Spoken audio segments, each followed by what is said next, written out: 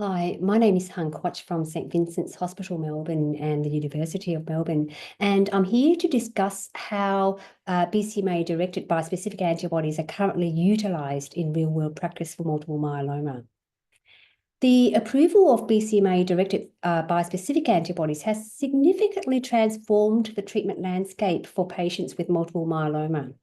These therapies, including teclistamab and elranatamab, links CD3 on T cells to BCMA on myeloma cells, enabling a HLA-independent T cell-mediated myeloma killing.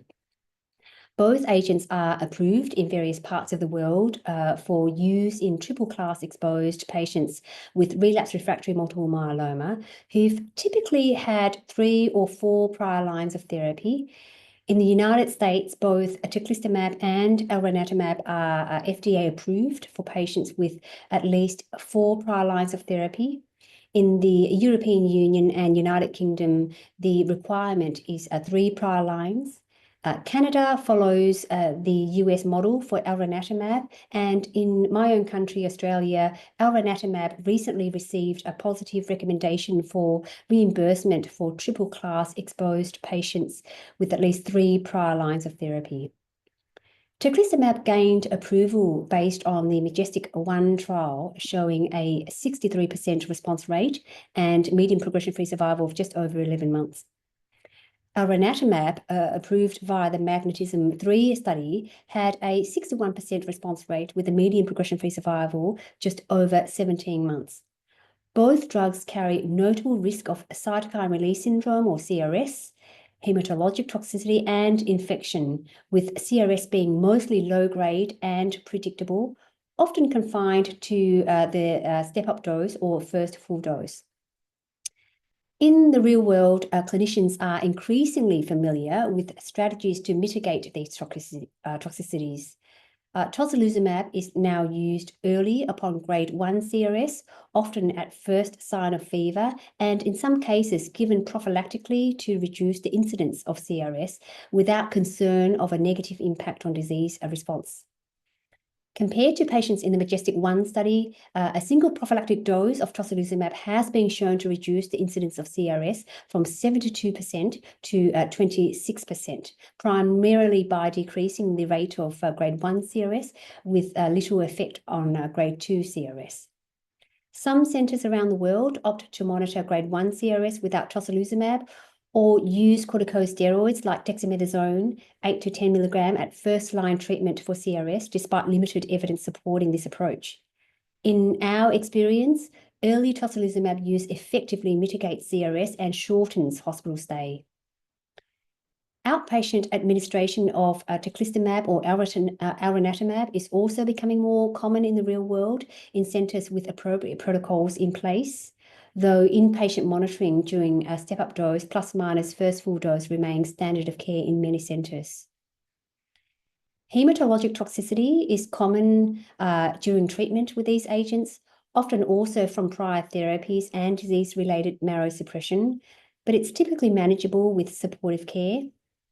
Infections are also common, including bacterial, viral, fungal, and opportunistic infections, including pneumocystis and CMV infection. CMV viremia is also seen, but the incidence of a CMV viremia with organ infection is low.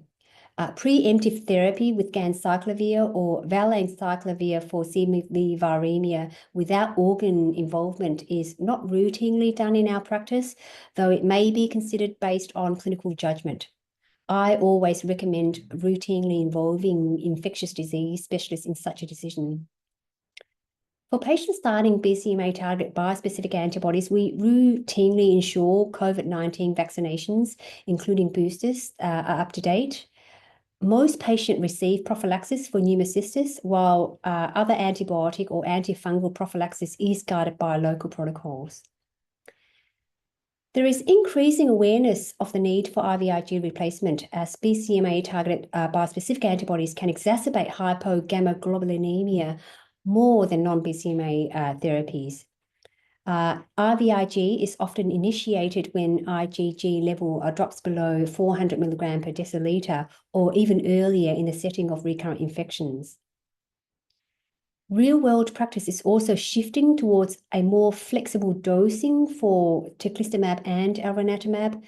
Many clinicians now move to bi-weekly dosing much earlier than the trial protocols, especially when deep responses such as VGPR or CR are achieved or in the presence of infection. We know that data from the MajesTEC-1 study suggests that this doesn't compromise efficacy and may reduce serious infection. Monthly dosing and even finite duration of therapy are being explored, though these remain under investigations. Overall, BCMA-directed bispecifics are a major advance in myeloma care. While highly effective, they require careful toxicity management, and their real-world use is continuing to evolve as we gain more experience and evidence. I'll end on that note, and thank you for your attention.